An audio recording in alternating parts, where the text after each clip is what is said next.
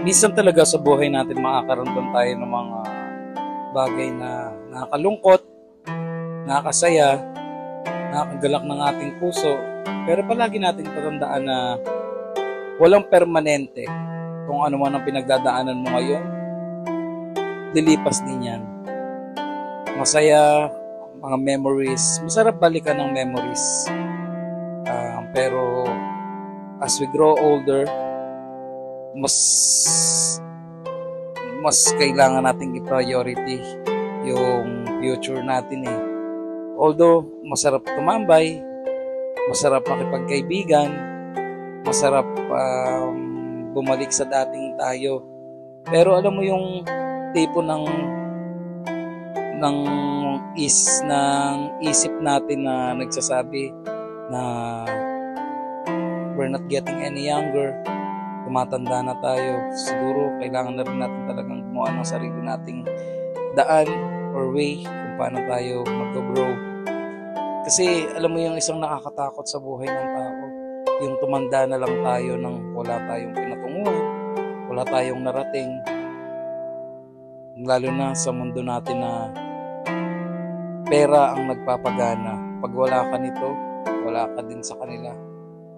Kaya keep trying kung ano man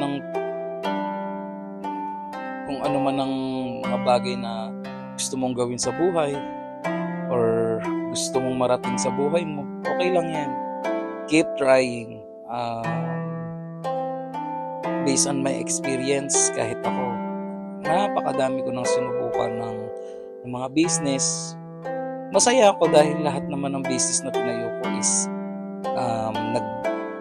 nag-grow naman, napalago ko naman, pero madating talaga tayo sa punto na minsan hindi tayo nakakatagpo ng mga tao na makakatuwang natin, na mapagkatiwalaan. Kaya ayun din minsan ang talagang nagiging problema ng mga nagbi-business, lalo na pag nag-i-start ka sa maliit, papalaki, habang lumalaki yan, lumalaki ang responsibilidad at lumalaki din ang mga gastusin. Pero ganun talaga, that's life. At least tinry natin kesa naman pumating tayo sa punto na nagsisi tayo dahil hindi natin sinubukan. Kaya kaibigan, para sa akin, kaya natin to.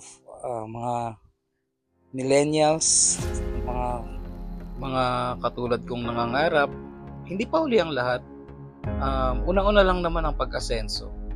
Hindi naman tayo nakipagpaunahan as long as ginagawa natin yung best natin para mapatunayan para sa sarili natin, hindi para sa ibang tao, na may mararating din tayo soon. Hindi man ngayon, hindi man bukas, pero binibigyan natin ng progress kung ano man ang gusto nating makamit sa buhay. So, ayun lang. Sana kahit papano nakatulong at makapagpalubag loob itong message ko na to.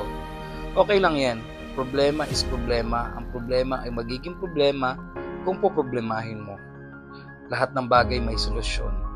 Sabi nga, hindi ka bibigyan ni Lord ng problema na hindi mo kayang solusyonan. Kaya kung ako sa'yo, kung may problema ka ngayon, idasal mo lang yan, pumikit ka at manalangin. Yun lang, salamat.